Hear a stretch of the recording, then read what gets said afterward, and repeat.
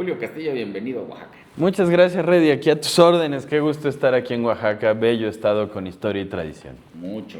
Nos estás presentando el libro, tengo que leerlo así, Claro. 27 Reglas del líder humanista. Antes de entrar en materia, mis queridos amigos, quiero hacerle la pregunta obvia. ¿Cómo estamos en este país hoy? Y no pretendo atacar a ningún partido político u orden de gobierno, sino echarle un vistazo a nuestra sociedad. ¿Cómo Claro. estamos hoy, Julio, realmente en México? Creo que hoy tenemos un problema grande de narrativa nacional. No es un problema solo que venga de los gobiernos actuales, es un problema de concepción. A nosotros nos dijeron cuando crecimos que éramos hijos de los conquistados. Nos dijeron, ahora que fue el Mundial, volvió a oír la frase de jugamos como nunca, pero perdimos como siempre, ¿no? El tema este del mexicano, de las canciones de José José, de Juan Gabriel, de me abandonaste por ser pobre, pero te vas a arrepentir porque yo soy bueno. Esta idea de que la pobreza es buena y la riqueza es mala. Cuando La eso pobreza es buena y la riqueza es mala, es un concepto que quiero rescatar. Eso es bien importante, se ha clavado profundo y es una gran mentira. La pobreza no puede ser buena per se. Puede ser buena si es como en el caso de los sacerdotes, que tú le elegiste. Pero si no tienes de otra, no hay manera que sea buena. Ese es el gran problema. Amigo, ¿tú quieres ser pobre? Claro. ¿Estás feliz siendo pobre? Creo que esa era la pregunta. ¿No sería bueno tener elevadores sociales que funcionen? No el crimen organizado, la educación, la preparación, el trabajo, el esfuerzo. Lo que pasó en México es que dejamos de ver a la cultura del esfuerzo como el elevador social. Otra vez, voy a hacer muchas pausas. Dejamos de ver en México la cultura del esfuerzo como el elevador social. Por la cultura de la dádiva, que no es un tema de este gobierno nada más, es un tema histórico. Es una cosa de siempre. Es un tema del logro filantrópico de Octavio Paz.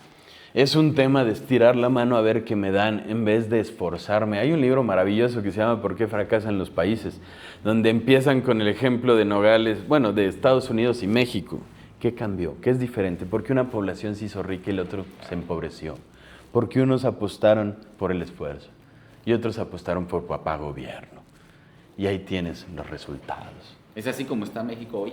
Es así como estamos hoy. Fíjate, quiero hacer un breve recuerdo para que nos sigan en la entrevista. Quiero hacerla de la forma más interesante, saber cómo te afecta a ti que nos estás escuchando.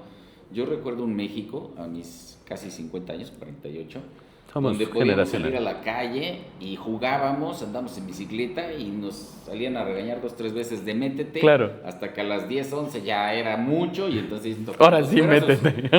Pero hoy uno mismo no quiere salir a la calle, Por miedo. Por jóvenes, por niños estoy hablando, quieren Claro. estar en su casita con su teléfono, no se exponen. Ese cambio del México moderno Claro. es una consecuencia de la administración de nuestros gobiernos. En parte sí, pero a ver, tú aquí estás hablando de dos temas que podríamos desglosar diferentes.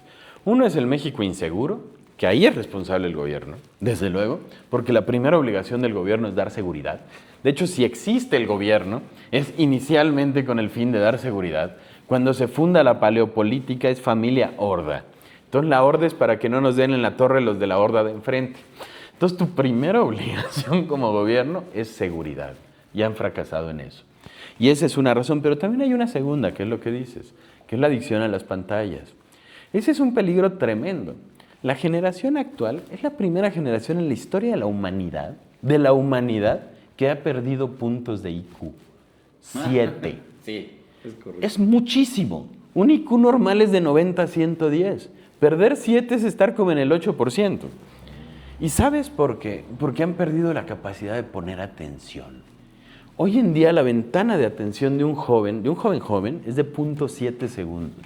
¿Qué es lo que te tardas en cambiar de video en TikTok? Antes era de 3 segundos. Llegó a ser de 6. Esos eran los cultos. Sí. ¿Cómo vas a enfrentar el Quijote con 0.7 segundos de atención? ¿Cómo vas a enfrentar una derivada con 0.7 segundos de atención? Ese es el peligro. Y sí hay una adicción a las pantallas, sí es cierto que es un problema, pero también hay que decirlo. Tampoco quieres que los niños salgan, porque afuera hay violencia, porque no hemos cumplido nuestra función de generar ciudades seguras para que crezcan y puedan hacer como tú, quedarse hasta las 10 de la noche jugando en la bicicleta con sus amigos y tenerle miedo a sus papás, no a que te secuestren, te maten o algo peor. Es correcto. Ahí es donde entra tu libro, me llama mucho la atención, 27 normas, 27 reglas para Claro. un liderazgo humanista. Básicamente, ¿en qué consiste? Y la principal pregunta, ¿cómo podemos y deberíamos aplicarlo en México? Bueno, para empezar, esto consiste en una clave de liderazgo distinta a la que hemos visto la mayoría de los que estamos como por la edad nosotros, que es un liderazgo bastante negativo, bastante mentiroso, bastante oportunista. Lo que aquí recupero son 160 ejemplos en literatura y 60 de presidentes de distintos países en todo el mundo que hicieron del liderazgo un ejercicio de virtud, un ejercicio de servicio, un ejercicio de generosidad. Mira, no solamente es de derecha o de izquierda. Por ejemplo, pongo el ejemplo de Nelson Mandela. Nelson Mandela estuvo 27 años en la cárcel. Llegó a ser presidente y pudo haber sido la venganza de la historia. Pero él dijo, si pienso en venganza voy a seguir en la cárcel. Tengo que salir de ahí. Y marcó un punto y aparte. ¿Te acuerdas del juego de rugby? Que era juego de blancos. Y llega él con el uniforme y todo el auditorio, bueno, el estadio se para a aplaudir, porque era la superación de la división racial. Imagínate qué momento para Sudáfrica. Pero también hay que decirlo, fue una pausa, ¿eh? Ahorita Sudáfrica está en serios problemas. Así hemos tenido pausas en México, en otros países. Entonces, este libro de 27 reglas para el líder humanista, básicamente, ¿qué contiene? Contiene 27 preceptos, no son todos coactivos ni obligatorios, son como los mandamientos, hay unos más fáciles de cumplir que otros. Pero lo que retrata es ahora sí que un liderazgo positivo, un liderazgo que se sustenta en servicio, que busca causas, que busca seguirse preparando, que entiende que el triunfo y el fracaso no son lo que determina una carrera política, que entiende que se tiene que ir en algún momento, que entiende que la generosidad es parte de ser líder y que entiende que la honestidad es el secreto del prestigio. Son claves muy complicadas de defender en el México actual, pero sí los hemos tenido. Sí hemos tenido líderes de los que nos sentimos orgullosos. Sí hemos tenido líderes que eligieron servir a su patria, que eligieron servir a su gente, aún poniendo en riesgo su seguridad. Y no solo en el PAN o en algún partido en específico, ha habido líderes admirables en este país. Decimos en periodismo, nombres. Mira, por ejemplo, también hablo de que el liderazgo no es necesariamente correlativo a un cargo, que existen porteros de edificio que tienen más liderazgo que presidentes de la República. ¿Por qué? Porque son porteros que entienden quién vive adentro, se saben su nombre, saben qué les duele, saben qué necesitan, se preocupan por su gente. Un líder que no está para servir a su comunidad no está para nada. Y también retomo que la política debe de ser un camino de esperanza. Porque si en medio de una sociedad violenta, de un Estado colapsado, de un momento realmente complicado en la educación de México, quizás el peor sistema educativo desde Vasconcelos que lo fundó, no retomamos la virtud como camino, pues esto se va a ir al piso, se está yendo al piso. No hay que ser un genio para ver cómo va la seguridad, no hay que ser un genio para ver cómo va la economía, no hay que ser un genio para ver cómo va la inversión extranjera, el turismo, las relaciones internacionales, la salud, la salud. Problemas que creíamos superados. Si no retomamos la virtud y la verdad, lo habías mencionado, como camino, estamos condenados al fracaso. Y eso es realmente lo que considero, en dos palabras, ¿qué es esto? Que ha llevado al traste a nuestro querido México.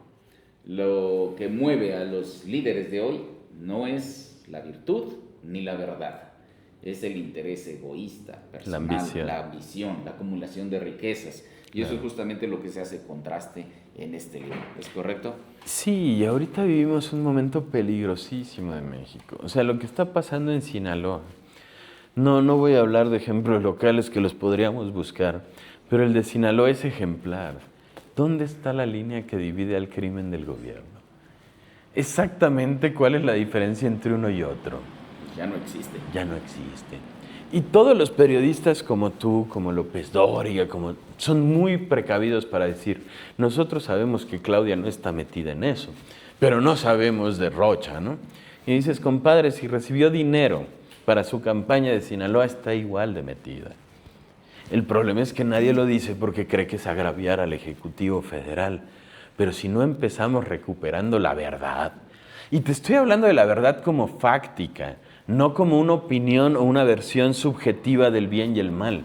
Nosotros podemos estar en desacuerdo de si el aborto es bueno o malo. Yo estoy en contra, tú podrás estar a favor y no es la verdad. Pero si no podemos estar de acuerdo de si afuera está lloviendo o no, es que estamos en un problema. Y eso es lo que está pasando hoy. Niegan lo obvio. Claudia Sheinbaum en su informe hace como 3 meses dijo que el dólar costó a 14.40. ¿Dónde? ¿Dónde venden el dólar a 14.40? Claro. ¿Dónde está eso? Un cinismo para mentir. Y el problema es que no es México, jefe. En el norte es igual, nada más que en alto y anaranjado. En España es igual, nada más que en alto y guapo. Pero esa cultura de la posverdad, en que lo que yo diga, tú vas a decir que es cierto porque me tienes lealtad, aunque sepas que es una estupidez, es lo que nos tiene hacia el mundo. Tengo que repetir eso, hermano. Tú vas a decir que es cierto, diputado, senador, presidente municipal. Tú tienes que decir que es cierto porque me debes lealtad, aunque sepas que es una estupidez. Eso es lo que está realmente hundiendo a México. Claro. Y no es pedrada para nadie, es una verdad absoluta. Claro. Aquí y en Alemania y en Japón. Claro. Es la realidad que estamos viviendo. Y si te preguntabas por qué estamos tan jodidos como estamos hoy en México, esa es la verdadera razón. Claro. Mi hermano, tocaste un tema interesante, política, y yo no tengo mi boquita tapada. El PAN, Partido Acción Nacional, muy famoso, llegó a tener 12 años de gobierno federal. Y después perdió ese escalafón ante el PRI. Hay muchos rumores, pero yo sí quiero preguntarte directamente porque sé que tienes orígenes en Partido Acción Nacional. Yo aquí nací. Ajá. Aquí naciste como Partido Acción Nacional. ¿Por qué perdió el PAN la presidencia, la jefatura de gobierno a nivel nacional? ¿Cuál fue el error? ¿Qué pasó? Yo creo que el gran error del PAN fue dividirse internamente. Yo creo que la presidencia se perdió el día que el presidente del PAN y el presidente de la República se pelearon y empezó a segregarse el partido. Y también hay que decirlo, después de sacar al PRI con 80 y pico años de gobierno, quizás no era bueno tener 80 y pico años de PAN, porque hubiera sido lo mismo. Luchar por la democracia es luchar por una alternancia sana del poder. No significa que nadie se puede quedar todo el tiempo. No significa que haya uno que ahora sí quitamos a él para ponerme yo. Es exactamente lo mismo. Lo que necesitamos es hacer un cambio de cultura. Y Vicente Fox y Felipe Calderón lo lograron. Ellos hablaban de un México ganador. ¿Y sabes quién ganó el Mundial de los Jóvenes en aquellos años? México. Porque es un tema de mentalidad. Las narrativas son tan importantes que marcan a las sociedades. Marcan lo que piensan. ¿Cuál es la narrativa fundacional de nuestro querido México? Todo lo estudiamos en primaria. Unos sujetos que salieron de un lugar llamado Aztlán, porque llegó un pajarito que se llamaba Huitzilopochtli, y les dijo que tenían que encontrar un águila parada en un nopal devorando una serpiente en un islote. Evidentemente esa es una historia ficticia para generar una identidad común, pero tan importante es que Echeverría lo mandó a buscar, y encontraron 4 Aztlanes. Encontraron uno en Jalisco, uno en Colima, uno en Zacatecas, o sea... Los orígenes de México, pero ¿cuál? Pero no es cierto, es una historia que nos da identidad. Es un mito fundacional, algo que nos da una cultura común. El problema es que la cultura común de México es el odio, es el somos vencidos. Nos dijeron, nos conquistaron los españoles. Vas a los murales de Palacio Nacional y ves de un lado a Hernán Cortés todo sifilítico, flaco, y del otro lado a los indígenas altos y fuertes, y dices, ¿este le ganó a estos? O sea, exactamente cómo se dio eso. Sí. Aquí gobernó Hernán Cortés. Aquí en Oaxaca, y es de los estados con más indígenas. Si él era un asesino de indígenas, ¿exactamente cómo pasó eso? Nos falsificaron la historia y nos hicieron creer que ellos eran enemigos, nosotros amigos, y vivimos en un mito falsificado. Hay grandes historiadores que lo han retratado, porque no es lo que nos dijeron. De entrada, no conquistó España y México, porque México no existía y España tampoco.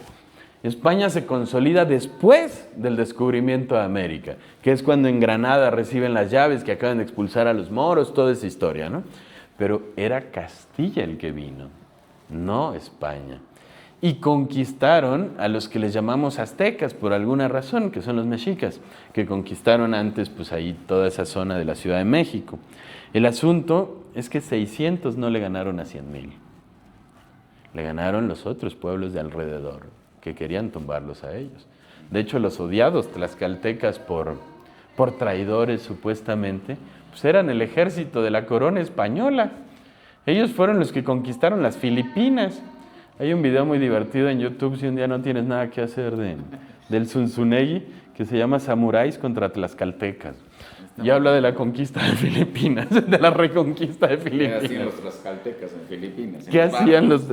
Porque Filipinas era colonia de la Nueva España, no de España. Filipinas pertenecía a México. Interesante. La zona más rica del mundo en ese momento. Oye, volviendo al libro. Bien. Tantas cosas que sí, y al pan. Pero volviendo al libro, ¿por qué es un libro no diseñado exclusivamente para políticos? No. Porque habrá mucha gente que lo ve y diga, bueno, pues es para los que son líderes, para los políticos. Porque es un libro para todos, sobre todo para los jóvenes. Claro, porque es un libro no solamente para ser líder, sino para identificar buenos líderes. Y eso funciona en todos los rubros de la sociedad. Funciona si tienes un equipo de fútbol, funciona si presides un medio, funciona si estás en una empresa y tienes empleados, funciona si eres el jefe de grupo de tu salón. Al final del día es una clave de liderazgo, una forma de entender cómo se sirve a los demás. Eso es perfecto. Por último, ¿dónde, cuándo, dónde lo compramos? ¿Cuánto cuesta? Cuesta 280 pesos, está en todas las librerías del país, está en Mercado Libre, está en Amazon, está en digital, está en físico ya está en su segunda edición agotándose, vamos para la tercera y esperemos seguir recorriendo lugares y seguir promoviendo, pues ahora sí que una forma de pensar que nos puede definir muy diferente al país, que nos puede definir como un México ganador. No como el México de jugamos como nunca y perdimos como siempre. Como el México que se queda la copa. Correcto. Me puse candado yo solo al decirte la última, no es cierto. Es la más importante, o me parece más importante. ¿Cómo esperas, o cómo vamos, o cómo va el PAN a aplicar esto a todo México? Porque bueno, de sí entrada. Lo veo en serio como una empresa gigante. Es una empresa gigante, pero lo hacemos y lo hemos hecho en diferentes estados. Y lo puedes ver, por ejemplo, en Querétaro. Ley Curi de celulares, que eso te preocupaba. Hoy los niños en Querétaro no pueden ir a las primarias con celulares. Estás cambiando para bien la sociedad. De los 5 estados mejor gobernados del país, 4 son gobernadores del PAN. Y tenemos 4. Están todos entre los 5 top. Esa es la clave de liderazgo que necesitamos. Estados que, más fuerte. Esa es la clave que se necesita. Estados que promuevan inversión, no que promuevan pobreza.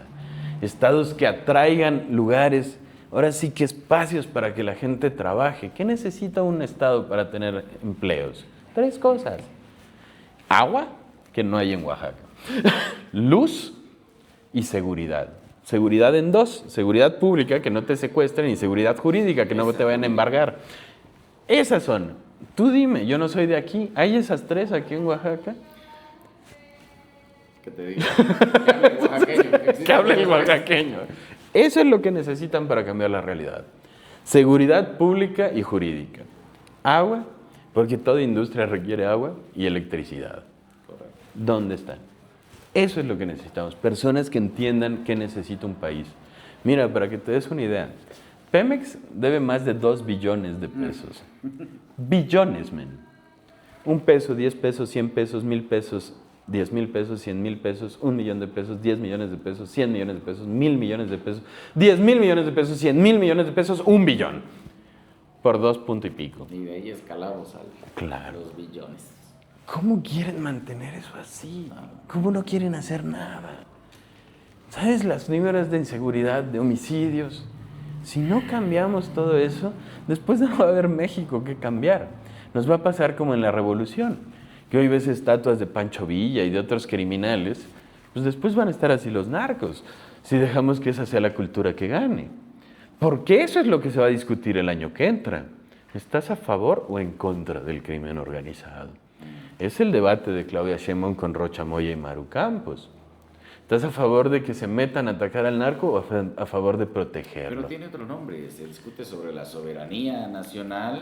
Bueno, ese es el nombre que le han dado, pero es que la palabra soberanía no aplica ahí. La palabra soberanía no solo es la intervención del extranjero, es que el ciudadano pueda ser soberano en su propia vida. Y si no puedes jugar hasta las 10 de la noche en la calle, es que no lo eres. Dejamos de ser soberanos. Gracias. Muchas gracias, Máster. Julio. Un gustazo. Y aquí estamos a la orden. Amigos, ya saben, estamos en La Verdad de Oaxaca, decimos las cosas como son. Y ojalá te hayas quedado hasta el final de esta breve conversación. Gracias, Remy. Porque, en serio, es un placer platicar con Julio, que vino aquí de visita a Oaxaca. Pero yo creo que va a ser más placer poder leer tu libro. Están invitados, búsquenlo. Vale la pena hacer los cambios de los que hoy hablamos. Gracias, jefe. Y un saludo a todo tu auditorio.